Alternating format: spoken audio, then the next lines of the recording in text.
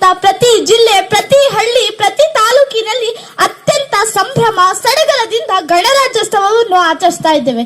ದುರಂತ ಅಂದ್ರೆ ನಮ್ಮಲ್ಲಿ 80% ಜನರಿಗೆ ಈ ಗಣರಾಜ್ಯೋತ್ಸವವನ್ನು ಯಾಕೆ ಆಚರಿಸ್ತೀವಿ ಅಂತ ಸರಿಯಾಗಿ ಗೊತ್ತೇ ಇಲ್ಲ. ಅವರೆಲ್ಲರೂ ಹೇಳೋದೇನಪ್ಪಾ ಅಂದ್ರೆ 1950ರಲ್ಲಿ ನಮ್ಮ ಸಂವಿಧಾನ ಜಾರಿಗೆ ಬಂತು. ಅದರ ಸವಿನೆನಪಿಗಾಗಿ ನಾವು ಪ್ರತಿ ವರ್ಷ ಜನವರಿ 26ರಂದು ಗಣರಾಜ್ಯೋತ್ಸವವನ್ನು ಆಚರಿಸ್ತೀವಿ ಅಂತ.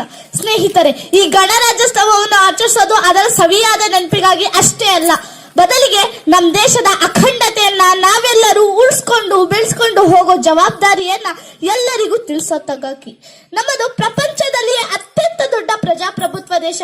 ಈ ದೇಶ ಹೇಗ್ ಬೆಳೀತು, ಇದರ ಇತಿಹಾಸ ಏನು ಅನ್ನೋದು ನಿಮ್ಮೆಲ್ಲರಿಗೂ ಚೆನ್ನಾಗಿ ಗೊತ್ತೇ ಇದೆ. ಈ ದೇಶದ ಉಕ್ಕಿನ ಮನುಷ್ಯರಾದ ಸರ್ದಾರ್ ವಲ್ಲಭಭಾಯಿ ಪಟೇಲ್ ರವರ ಪರಿಶ್ರಮದಿಂದ ಇಂದು ಈ ವಿಶಾಲ ಭಾರತ ದೇಶ ನಮ್ಮದಾಗಿದೆ.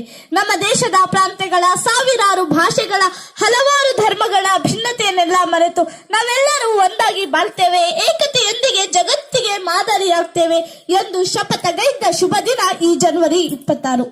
ಸ್ನೇಹಿತರೆ, ಒಬ್ಬ ಹಿಂದುವಿಗೆ ಭಗವದ್ಗೀತೆ ಶ್ರೇಷ್ಠ, ಒಬ್ಬ ಮುಸಲ್ಮಾನನಿಗೆ ಖುರಾನ್ ಶ್ರೇಷ್ಠ, ಒಬ್ಬ ಕ್ರಿಶ್ಚಿಯನಿಗೆ ಬೈಬಲ್ ಶ್ರೇಷ್ಠ. ಆದರೆ ಒಬ್ಬ ಭಾರತೀಯನಾದವನಿಗೆ ಅವನ ಧರ್ಮ ಯಾವ್ದಾದರೂ ಸರಿ, ಆತನ ಧರ್ಮ ಏನೇ ಹೇಳಲಿ, ಅವನಿಗೆ ಸಂವಿಧಾನವೇ ಅತಿ ಶ್ರೇಷ್ಠ ಗ್ರಂಥ. ಸಂವಿಧಾನದ ಮಾತೆ ಅಂತಿಮ ಅನ್ನೋದನ್ನ ಮನದಟ್ಟು ಮಾಡುವುದೇ ಇಂದಿನ ಗಣರಾಜ್ಯೋತ್ಸವದ ಮುಖ್ಯ ಉದ್ದೇಶ. ಸ್ನೇಹಿತರೆ, ಸಂವಿಧಾನದ ಜ್ಞಾನಸಾಗರ ಡಾಕ್ಟರ್ BR ಅಂಬೇಡ್ಕರ್ ಅವರ ನೇತೃತ್ವದಲ್ಲಿ 250ಕ್ಕೂ ಹೆಚ್ಚು ಮೇಧಾವಿಗಳಿಂದ ತಯಾರಾಗಿರೋ ಮಹಾಕಾನೂನು ಗ್ರಂಥ. ಈ ಸಂವಿಧಾನದ ಮಾರ್ಗದರ್ಶನದಲ್ಲಿ 71 ವರ್ಷಗಳಲ್ಲಿ ನಾವು ಬಹಳಷ್ಟು ಸಾಧಿಸಿದ್ದೇವೆ. ಆದರೆ ಈ ಸರ್ಕಾರಿ ಕಚೇರಿ ದಾಖಲೆಗಳಲ್ಲಿ ನೋಟ್ ಹಾಕಿಸದೆ ಯಾವ ಫೈಲು ಮುಂದೆ ಬರಲ್ಲ. ಇಲ್ಲಿ ಅರ್ಹತೆ ಇದ್ದೋನೇ ನಾಯಕ ಆಗೋಕೆ ಸಾಧ್ಯ ಇಲ್ಲ, ಜಾತಿ ಬಲ, ಹಣಬಲ ಇದ್ದವ್ರು ಮಾತ್ರ ನಾಯಕ ಆಗೋಕೆ ಸಾಧ್ಯ. ಸಂವಿಧಾನ ಮೂಲಭೂತ ಹಕ್ಕಾಗಿರೋ ನಮ್ಮ ಭಾರತ ದೇಶದಲ್ಲಿ ಬಡವರ ಮಕ್ಕಳು ಸೋರ್ತಾ ಇರೋ ಶಾಲೆಯಲ್ಲಿ ಓದ್ತಾ ಇದ್ರೆ, ಶ್ರೀಮಂತರ ಮಕ್ಕಳು ಡಿಜಿಟಲ್ ಟಚ್ AC ರೂಮ್ ನಲ್ಲಿ ಕಲಿತಿದ್ದಾರೆ. ಬದಲಾವಣೆ ತರಬೇಕಾದ ಶಿಕ್ಷಣದ ರೂಪವೇ ಇಲ್ಲಿ ಬದಲಾಗ್ಬಿಟ್ಟಿದೆ. ಯಾಕೆಂದ್ರೆ ಓದದವನಿಗಿಂತ ಓದಿದವನೇ ಹೆಚ್ಚು ಅಪಾಯಕಾರಿಯಾಗಿದ್ದಾರೆ. ಈ ಕೆಳ ಜಾತಿಯವರಿಗೆ ಮನೆ ಬಾಡಿಗೆ ಕೊಡೋದಿರ್ಲಿ, ಸ್ಮಶಾನದಲ್ಲಿ ಜಾಗ ಸಿಗದ ಉದಾಹರಣೆಗಳು ಇಂದಿಗೂ ಇವೆ. ಈ ಶ್ರೀಮಂತರು ಬೆಳಿತಾನೆ ಇದ್ರೆ ನಮ್ಮಂತ ಬಡವರು ಸೊರಗ್ತಾನೆ ಇದ್ದಾರೆ. ನಮ್ ಸಂವಿಧಾನ ಜಾರಿಗೆ ಬಂದ 70 ವರ್ಷ ಆದ್ರೂ ನಮ್ ನ್ಯಾಯಾಂಗ ಮೇಲೆ ಯಾರಿಗೂ ನೆಮ್ಮದಿನೇ ಬರ್ಲಿಲ್ಲ. ಒಬ್ಬ ಬಡವ ಕಷ್ಟದಲ್ಲಿ ಕೇಸ್ ಹಾಕಿದ್ರೆ ಅವ್ನ್ ಕೇಸ್ ಮುಗಿಯೋಷ್ಟರಲ್ಲಿ ಅವ್ನ ಜೀವನನೇ ಎಂಡ್ ಆಗೋಗಿರುತ್ತೆ. ಮೋದಿಜಿ ಅವರೇ, ನಾನು ನಿಮ್ನ ಅಪಾರವಾಗಿ ಗೌರವಿಸ್ತೀನಿ. ಯಾಕೆಂದ್ರೆ Swachh Bharat, note ban, GST 371 column ರದ್ದತಿಯಲ್ಲಿ ಕೆಲಸ ಮಾಡುವುದು ಅಂದ್ರೆ ಎದೆಗಾರಿಕೆ ಇಳ್ಳವರಿಂದ ಮಾತ್ರ ಸಾಧ್ಯ.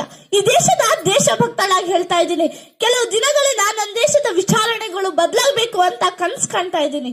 ನಮ್ಮ ಅಂಬೇಡ್ಕರ್ ಜಿ ಕೂಡ ಹೇಳಿದ್ದಾರೆ, ಕಾಲ ಮತ್ತು ಪರಿಸ್ಥಿತಿಗೆ ತಕ್ಕಂತೆ ಸಂವಿಧಾನ ತಿದ್ದುಪಡಿ ಮಾಡುವ ಅವಕಾಶ ನೀಡಿದ್ದಾರೆ. ದಯಮಾಡಿ ನನ್ನ ದೇಶವನ್ನು ಕೊಳ್ಳೆ ಹೊಡಿತಾ ಇರೋ, ಕಿತ್ತು ತಿಂತಾ ಇರೋ ನೀಚ ರಾಜಕಾರಣಿಗಳಿಗೆ, ಭ್ರಷ್ಟ ಅಧಿಕಾರಿಗಳಿಗೆ ಕಡಿವಾಣ ಹಾಕೋಕೆ ಒಂದು ಭಯಾನಕ ಕಾನೂನನ್ನ ಜಾರಿಗೆ ತನ್ನಿ. ಆ ಭಯಾನಕ ಕಾನೂನು ಹೇಗಿರ್ಬೇಕಪ್ಪ ಅಂದ್ರೆ, ಅವ್ರ ಕನ್ಸಲ್ಲೂ ಲಂಚ ಮುಟ್ಟೋಕ್ ಹೆದರ್ಕೊಂತಾ ಇರ್ಬೇಕು, ಹಾಕಿರ್ಬೇಕು. ಅತಿರೇಕದ ಇಸ್ಲಾಂ ತತ್ವ, ಹಿಂದೂ ತತ್ವದಿಂದ ಇಂದು ನನ್ನ ದೇಶದ ಮನುಷ್ಯತ್ವನೇ ಹಾಳಾಗಿ ಹೋಗ್ಬಿಟ್ಟಿದೆ. ಜಾತೀಯತೆ, ಧರ್ಮಾದ್ಯತೆಯಿಂದ ಮನುಷ್ಯರಂತೆ ಕಾಣೋಕೆ ಆಗ್ತಾ ಇಲ್ಲ. ಈ ಸರ್ಕಾರಿ ಕಚೇರಿ ಮನುಷ್ಯರಂತೆ ಕಾಣೋಕೆ ಆಗ್ತಾ ಇಲ್ಲ. ಈ ಸರ್ಕಾರಿ ಕಚೇರಿ ದಾಖಲೆಗಳಲ್ಲಿ ಜಾತಿ ಧರ್ಮದ ಹೆಸರಿರೋ ಕಾಲಂಗಳನ್ನ ಕಿತ್ತು ಬಿಸಾಕಿ, ಜಾತಿ ಧರ್ಮದಲ್ಲಿ ಹೆಸರಲ್ಲಿರೋ ಸಂಘಟನೆಗಳನ್ನ ನಿಷೇಧಿಸಿ, ಬಡವರನ್ನ ಗುರುತಿಸಿ ಅವರನ್ನ ಮೇಲೆತ್ತೋ ಕೆಲಸ ಮಾಡಿ. ನಮ್ಮ ಪೊಲೀಸ್ ಇಲಾಖೆಯವರು ಮನಸ್ಸು ಮಾಡಿದ್ರೆ ಕೇವಲ 24 ಗಂಟೆಯಲ್ಲಿ ನನ್ನ ದೇಶದ 95% ಅಪರಾಧಗಳನ್ನ ತಡೆಗಟ್ಟಬಹುದು. ಯಾಕಂದ್ರೆ ನನ್ನ ದೇಶದ ಯಾವ ಗಲಿಯಲ್ಲಿ ಯಾವ್ದನ್ನೇ ಯಾರಿಂದ ನಡೀತಾ ಇದೆ, ಯಾರ್ಯಾರು ಅಪರಾಧಿಗಳಿದ್ದಾರೆ ಅನ್ನೋ ಸಂಪೂರ್ಣ ಮಾಹಿತಿ ನಮ್ಮ ಪೊಲೀಸ್ ಇಲಾಖೆಯವರ ಹತ್ರ ಇದೆ.